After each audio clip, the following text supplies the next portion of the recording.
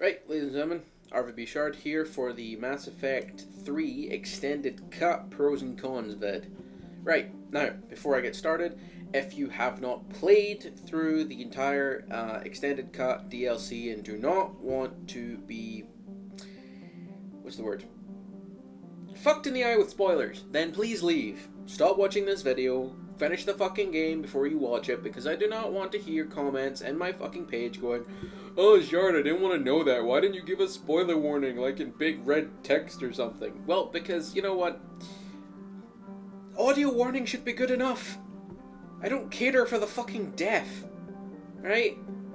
Half my freaking palette of tools is my voice, so deal with it. So, you have been fair warned. If you don't want fucking spoilers, then fuck off. Stop the video now, go do something more constructive. Or go finish the fucking game. One or t'other, don't care which.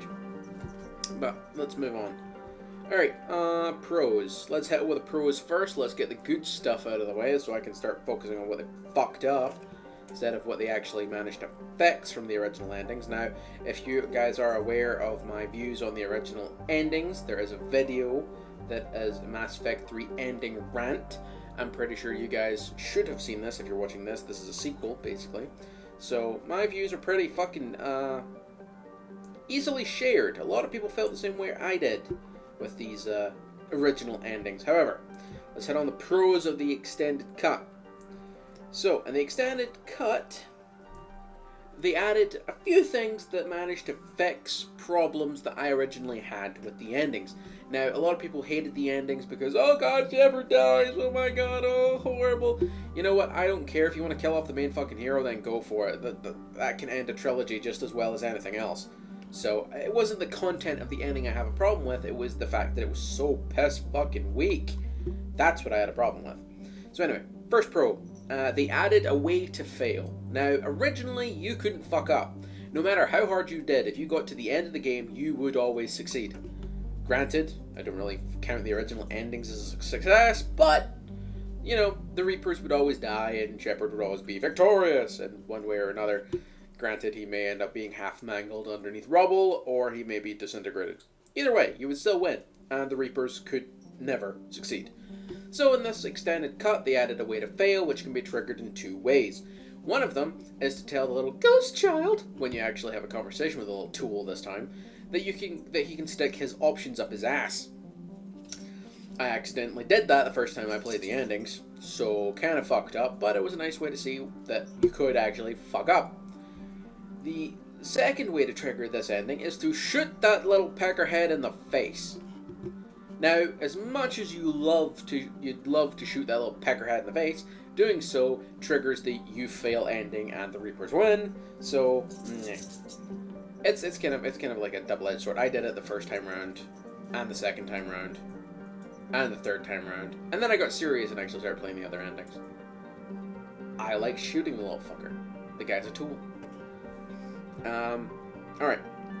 Second pro, they did a much better wrap-up than they did the first time round. This time round, they actually tell you half the shit that happened. You know, they show shit from, you know, different perspectives. They show the consequences of your actions on lots of different planets, not just Earth. They show you what happened to your crew, and some degree, it's not perfect, but it's better anyway, some degree of,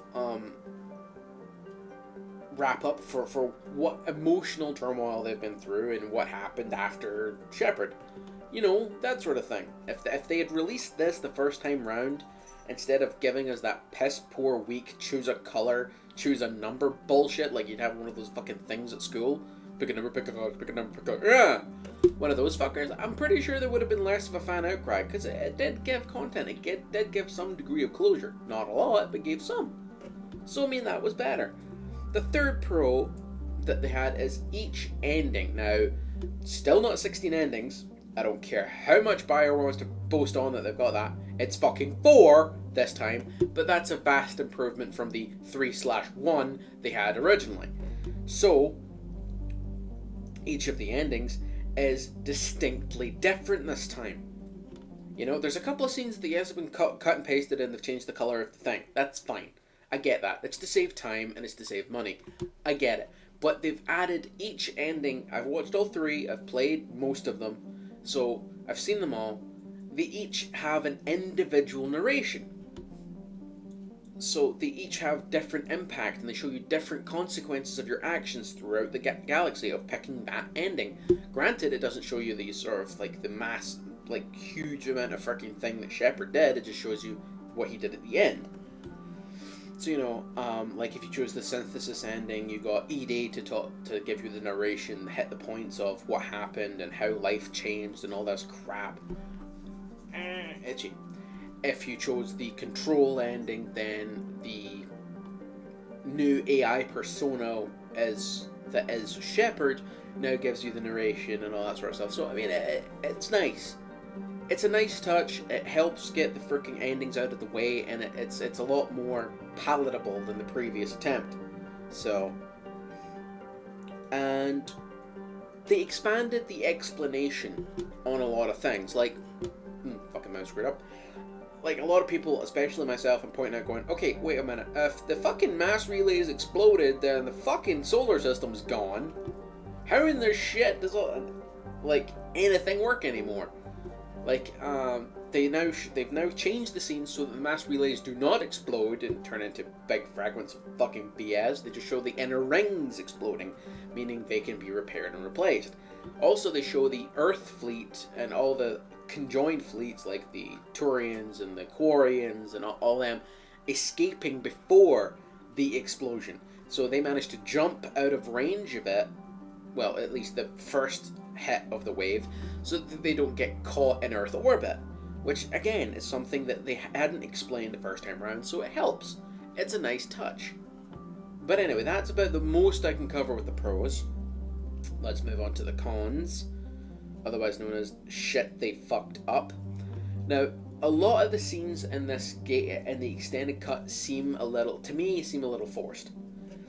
Like, a lot of people asked how the fuck your party from Earth managed to get on the Normandy in the middle of the fucking battle, and why Shepard was the only one left running towards the beam. They now explain this. They added in a scene whereby you're running and your group are running towards the beam as a group of three, as you always do. Harbinger just pops down and goes, hey, I'm gonna fuck your shit up, shoots his big laser beam and flips one of those, like, freaking stupid armadillo tanks, right? And one of your people gets hurt. And then they go, oh shit, and they hide behind what's left of the Normandy armadillo tank, little fucking 6-wheeled or 8-wheeled fucker that's upside down, which I thought was kind of ironic considering that thing could never flip in Mass Effect 1. So it's kind of ironic that it's on its butt now. But anyway, so he calls Joker to get the Normandy to come down and do an emergency evac to get the people out off of there, which I thought was stupid. Because why the fuck would you call the Normandy a frigate who's in the middle of a fight in orbit down to save two people who were slightly wounded? Don't the fuckers have Medgel? I mean, fuck, I've been living on that shit throughout the entire game. And fucking Garrus had his head crushed by a brute. He just shook it off. But no, apparently he's bleeding now. And the other thing is, like, the other part of this scene that seems very forced is if you brought your love interest with you, right? There is a very emotional part of this scene where they get onto the ship and it's like, I will always love you, blah blah, don't go without me, no Shepard, I can still fight, all that crap. If you didn't take your love interest with you, which I didn't, it gets a little awkward. Because my love interest in the game is Tali, in my main save, because Tali's awesome. So, I didn't take Tali with me. I took Garrus and Javik. Now, when you take someone like that, one of them has to get hurt, and there's still a sort of emotional, girly bit. And it's very peculiar when you're actually like having Javik go, no, Commander, I can still fight in my crazy Jamaican tone. You know? And it's kind of like, pass?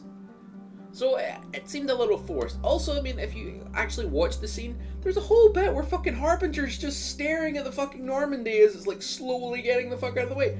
Why hasn't freaking Harbinger just went, nope, having you, boom, fucked it with the laser? It just seems very forced, like they shoved that scene in there to explain teleportation, just to go, right, these guys fucking spend way too much time watching these endings. Crap. The other con, the second con, is there still is no boss fight. I was really hoping that with Harbinger being there, that him just plopping down and start blowing crap up, that you'd be able to grab one of those heavy launchers or something out of a destroyed tank after your teammates fucked off in the Normandy before you jumped to the beam, had a fight with him. Like, grabbed one of those heavy launchers and rolled back and forth a little bit and had some air support from the rest of, Hammer and all that crap, and just blow the snot out of him. It would have been a nice touch. It would have made me happy just to put a round in that fucker's head, because after 2 and him spending so much time pissing me off, I wanted to kill a fucking Reaper. I did. Wanted to shoot him with the cane. Or fucking a big gun. Or something. I wanted to shoot that son of a bitch. But, again, still didn't let me. Sad face. The third con is something that was in the original endings and they've left in this one. The Shepherd breath. The intake of breath. They left that in. I don't comprehend why. Now, there has been multiple explanations. Like, if you take the synthesis or the control endings, Shepherd's dead. Simple as.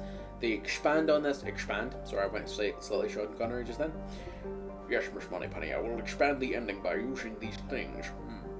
No, but they expand the ending by saying if you choose the synthesis or control ending, that your love interest, whether it be a guy, woman, whatever, will put your name on the wall of the dead. You know, the memorial wall on deck 2 of Normandy. They'll put your name on the wall to say, oh, you fucked. Right?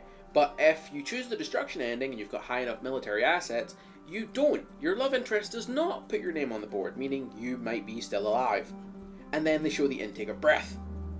Now that is not really extending the cut, that's more just pissing me off, because it doesn't explain if Shepherd's still alive or not. It just explains that you might not be. I mean, like, I'm all fine with a cliffhanger. You know, cliffhangers in TV shows, they've done it for years, because what they do is they show you something really awesome, and then you know for a fact, next year, you're going to find out what happened. Next year, you're going to find out what happened. This, we don't even know if there's going to be another fucking Mass Effect game. We don't know if they're even adding any more fucking story DLC. So to leave a cliffhanger like that is an indefinite cliffhanger, is just a dick move. It was a dick move the first time they did it, and it's continued to be an even bigger dick move this time round. Don't, you fuckers. But that being said, I approve of the new endings. They're better. They're not perfect, but they're a fucking shit ton better than the ass they threw at us the first time. And the fact that you can actually have a conversation with the Star Child and then shoot him in the head makes me very fucking happy. Granted, the fucker doesn't die. But I would have liked another con that I just thought of just there is that there is still no Paragon or Renegade options when talking to Star Child. I would have thought it would have been nice if you went full Renegade and you took the Renegade option to huck a fucking grenade at that little prick's VI core, because he is just a virtual intelligence, would have been awesome. That would have ended the fucking war right then and there without having to murder Shepard or blow up the Crucible or do all this crap. Or if you went Paragon, then you could have confused him with a logic problem.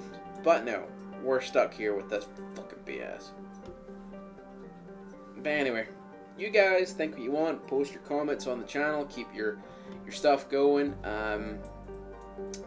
There has been leaked information about a new DLC for Mass Effect 3 codenamed Leviathan. Another thing I don't understand is if this is going to be how are they going to fit this in? Because they mention Shepard in it. They mention that Shepard has to go after a rogue Reaper. Now, if this is before 3...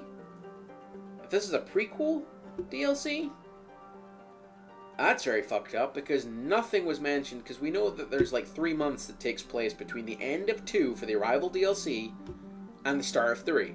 So in 3 months, are you telling me Shepard fucking hunted down a Reaper and there's no mention of it anywhere? That's a little creepy. And if this is after, that means he's alive and they're just bullshitting us this entire time, and this other Reaper somehow managed to avoid the galaxy-wide boom gun? I don't know. So, I don't know. Confused by this. I'm not even sure if it's real, but the rumors are circulating that there is a new DLC. The coding has been leaked on the net. People have seen it and have, worked this shit out. So, the internet's full of smart people. Just the same sort of smart people who spend most of their times in their parents' basement. Anywho, that's me. I am done. You guys can think what you want about your pros and cons of the Mass Effect Extended Cut. If you've actually watched all this far and you haven't actually, listened to my warning and you're raging about spoilers, well, fuck you. Fuck you quite intently with a garden rake, you son of a whore. There. That message was privately just for you because you're a prick. Anywho, I'm done. So, yeah. Talk to you guys later. I will continue filming goofing offs and shit like that when I actually get my HD PVR. Because, recording in standard def I am so done with. Because that is just... the quality hurts my eyes and shit, so fuck this. I'll stick with HD. If you guys can't be patient, well then... see my previous message to the fuckwit. There you go. Done. Bye. Where's the button? Where's the button? Where's the button? Where's the button? Where is it?